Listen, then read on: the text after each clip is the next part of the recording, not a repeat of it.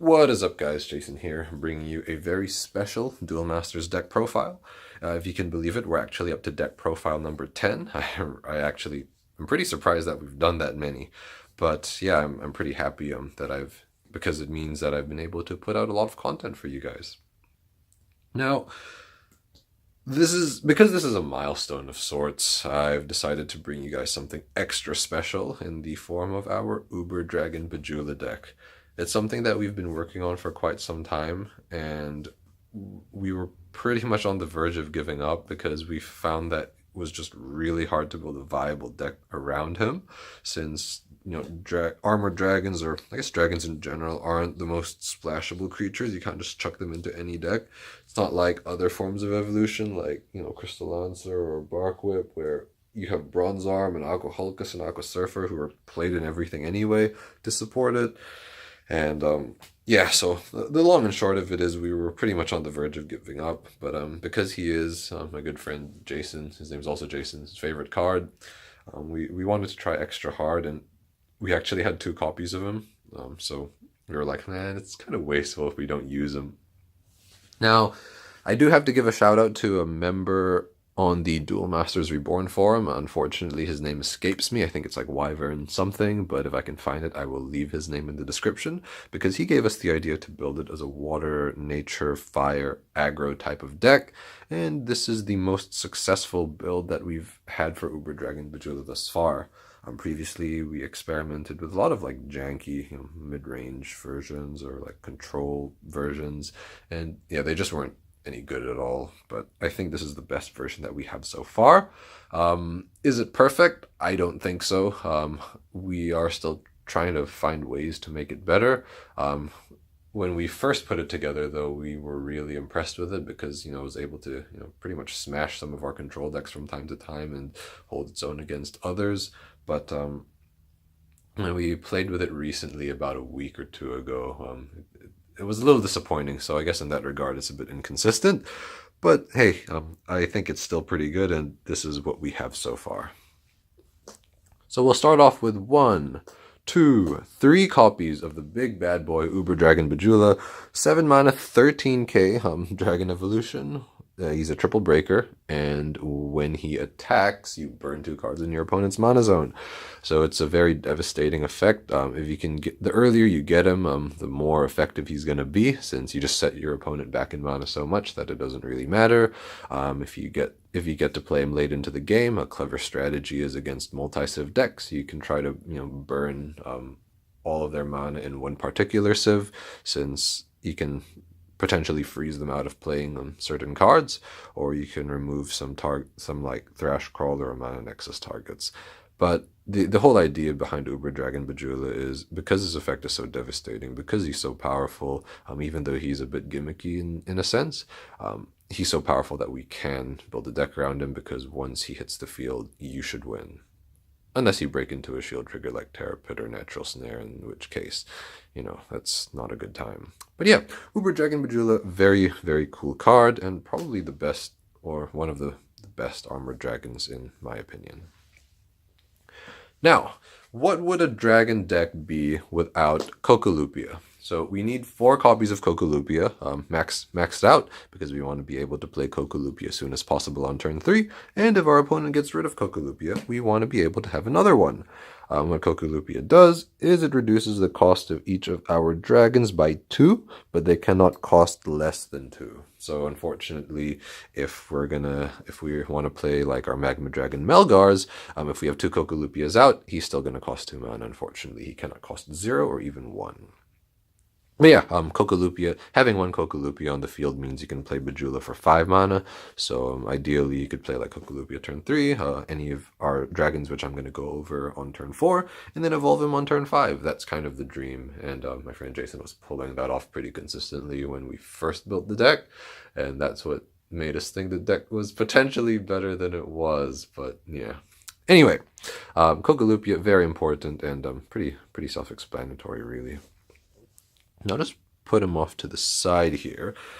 Now, more importantly, who is Uberdragon going to evolve from? So we have 4 Magma Dragon Melgars, 4 mana, 4K vanilla creature. Basically, he's in there because, you know, he's the cheapest dragon and we play fire, so stands to reason. We also played 2 copies of Magma Dragon Jagalzor. Now, this guy's pretty awesome. He has a Turbo Rush ability, so when any of your creatures breaks a shield, doesn't have to be him. The effect activates, and it gives each of your creatures in the battle zone speed attacker. Everyone.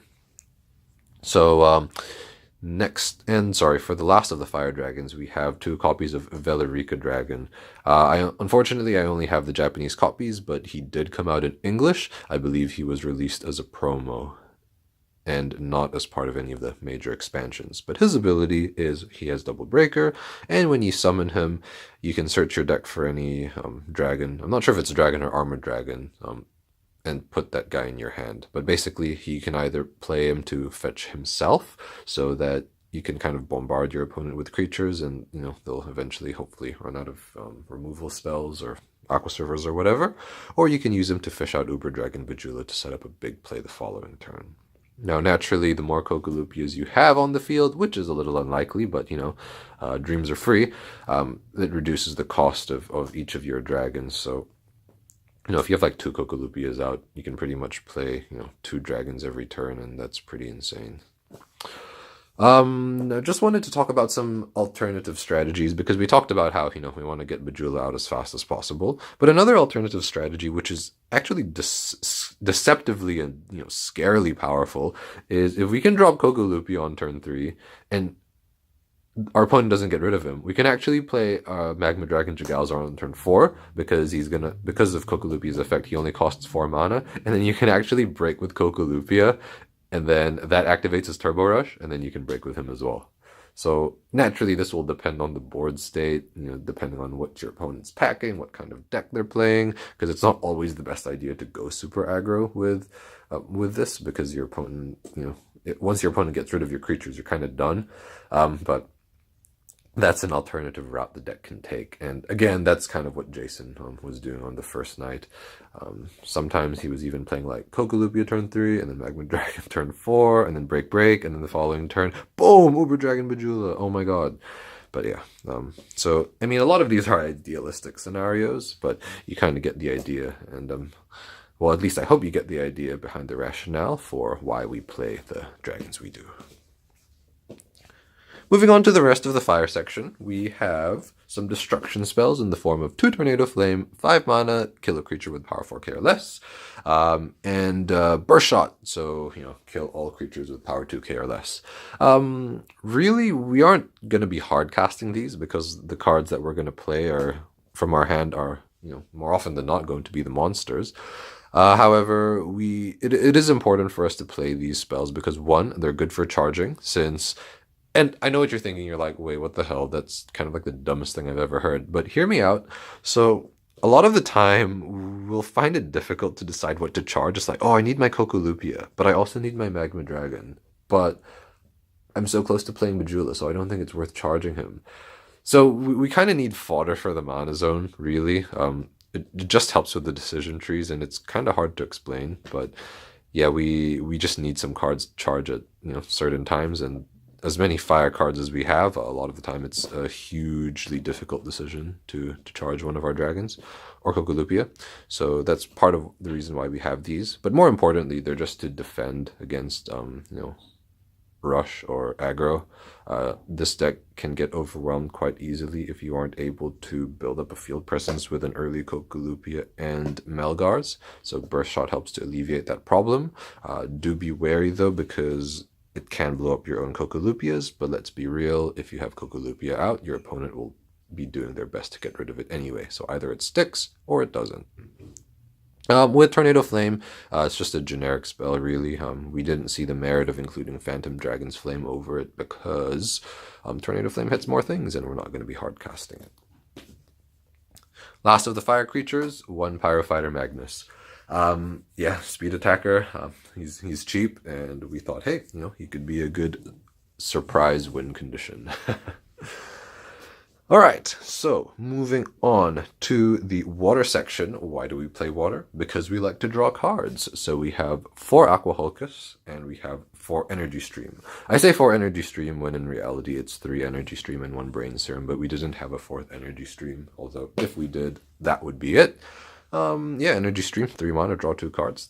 If you're not playing Cocco Lupia or Aqua Hulcus, that's what you want to be playing on turn 3. Aqua Hulcus, if you're not playing Cocco Lupia or Energy Stream, that's what you want to be playing on turn 3. Most likely. Now, yeah, it's pretty self-explanatory, really. These are both great +1s, allow you to draw cards, go through your deck, find the pieces that you need. Now, another one of our draw cards, which was a very interesting addition in my opinion, is 4 copies of Emergency Typhoon. Now, it's not a card that you see very often, I imagine, so the effect is draw 2 cards, then discard a card from your hand. Now, it's important to keep in mind the card that you discard doesn't have to be one of the 2 cards that you drew, so that's pretty cool. Now, the reason we have Emergency Typhoon is that we actually don't have many plays on turn 2, and Emergency Typhoon allows us to cycle through our deck more, so we can just find the pieces that we need. In some regard, this is a combo deck because you want to be playing, a dragon and then Bajula and then swinging, or like Cocco Lupia and then dragon and then Bajula and then start swinging. So it is important to help us cycle through our deck faster. I think the original version of this deck was built with either 40 or 44 cards, and I just chucked in 4 Emergency Typhoon. Now, I do appreciate that most of the time increasing the card count of a deck makes it less consistent, but I felt that these 4 copies of Emergency Typhoon were very warranted because, 1, they increased the shield trigger percentage of the deck, so a greater percentage of the cards in the deck are shield triggers now, and it also allows us to cycle through our deck more. So because Emergency Typhoon lets you go through 2 cards, so you aren't really set back by the additional 4 copies, if that makes sense, since you cycle through 8 when you play 8 cards. Sorry, 8 cards across the 4 Emergency Typhoons. But yeah, it's a pretty cool inclusion, especially since you won't be doing much at 2 mana anyway. Although I have considered putting in Emerald. Last of the water section, as you've probably guessed, 4 copies of Aqua Surfer, just because he's a great shield trigger.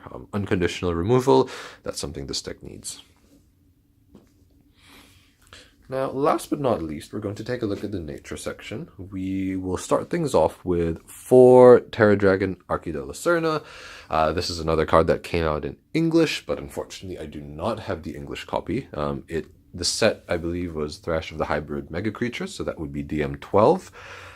And his effect is, well, aside from getting Double Breaker, of course, is when he is discarded from your hand during your opponent's turn, then you can just play him directly to the field. So basically, this is the guy that makes Control think twice about abusing us with discard, like Ghost Touch, Cranium Clamp, things like that.